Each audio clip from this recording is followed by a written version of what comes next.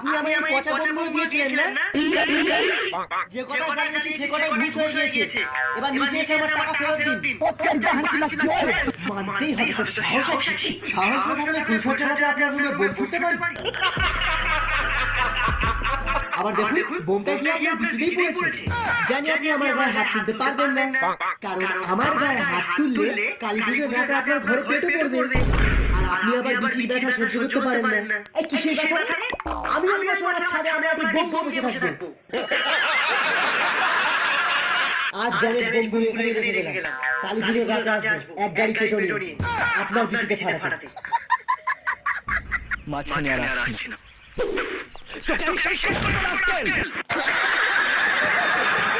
ওই শালা বুড়ো, মাথার কাটা মার খেয়ে পড়ে আছে।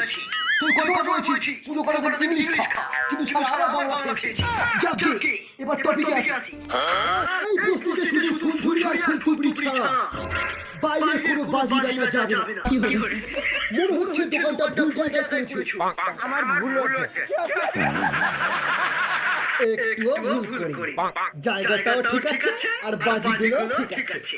চকলেট বোম, পেটো বোম, দেওয়ালে মারা বোম। এবার বায়ু দূষণটা বসে বসে দেখো। বায়ু দূষণ তো পাদলেও হবে। পাদা কিষ্টু, সারা পাদবো এখানে, গন্ধ শুকলেই শ্মশানে। বুম্বা, সেদিন তোর বাজির দোকান থেকে একটা ফুলঝুরির প্যাকেট চুরি করেছিলাম বলে তুই আমাকে মেরেছিস, কিন্তু তাতেও তুই আমার কিচ্ছু জিততে পারিস।